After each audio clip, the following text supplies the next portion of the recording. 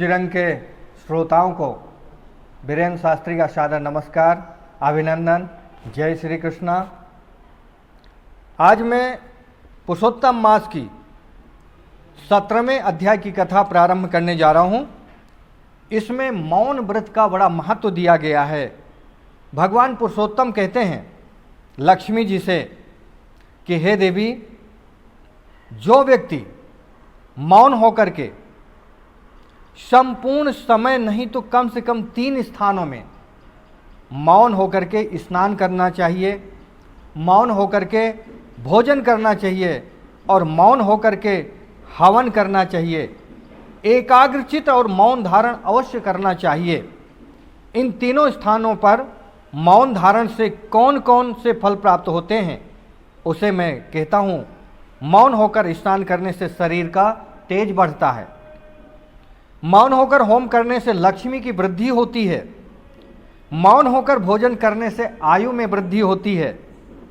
स्नान के समय जो बोलते हैं उसे वरुण देव क्रोधित होकर शरीर का तेज नष्ट कर देते हैं। होम करते समय जो बोलते हैं उन पर अग्नि देवता कुपित होकर लक्ष्मी को, धन को नष्ट करके दरिद्री बना देते हैं। और जो भोजन के समय बोलते हैं, शांति से भोजन नहीं करते हैं, उनकी आयु का ह्रास होता है। मृत्यु कुपित होकर शरीर को रोग ग्रसित कर आयु का हरण करती है। इसलिए सभी बंधुओं से निवेदन है कि आप लोग मौन व्रत धारण करें। यदि पुरुषोत्तम मास में आप दान पुण्य, कोई पूजा पाठ, हवन, व्रत, जप नहीं कर सकते हैं तो मौन व्रत अवश्य करें, इससे बहुत ही लाभ होगा। भगवान ने कहा है कि जिस व्यक्ति के पास धन आदि की कमी है, दान देने में असमर्थ है, वस्त्र दान नहीं दे सकता, अन्न दान नहीं दे सकता, स्वर्ण दान नहीं दे सकता, तो वो सिर्फ मौन व्रत रह करके अपना पुण्य कमाए। एक कहानी बता रहा हूँ। पहले अवंतिकापुरी नाम की एक नगरी में वेद शर्मा नामक एक ब्राह्मण रहते थे। वह ब्राह्मण नित्य वेद पाठी, शांत स्वभाव, दानी, अभिमान रहित और तपस्वी व जितेंद्री थे। अपने धर्म कर्म के रात दिन में लगे रहते थे। हमेशा पुरुषोत्तम मास में व्रत नियम धारण करके संपूर्ण मास श्रद्धापूर्वक व्यतीत करते थे। अनेक समय व्यतीत हो गया, उसकी वृद्धावस्था आ गई।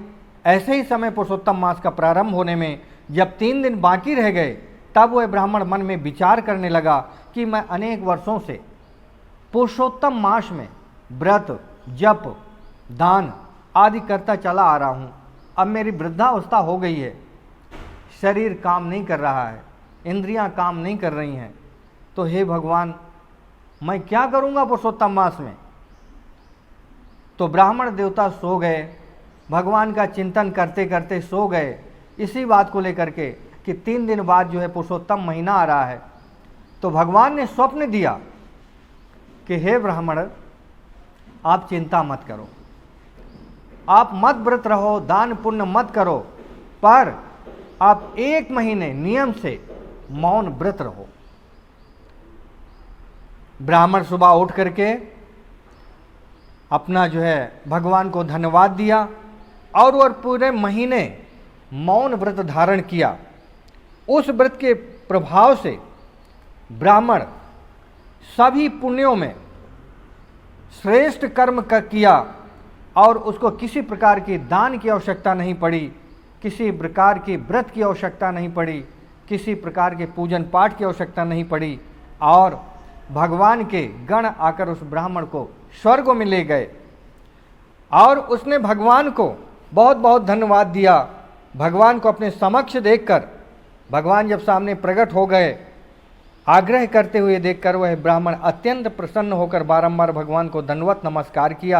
हाथ जोड़कर कहता, हे महाप्रभु दीनदयाल, यदि आप मेरी इच्छा को पूर्ण करना चाहते हैं तो मैं आपसे यही प्रार्थना करता हूँ कि मेरी भक्ति आपके चरणों में हमेशा बनी रहे और संसार में आपके जितने भी भक्त हों उनको भी इसी प्रकार आपकी कृपा बनी रहे।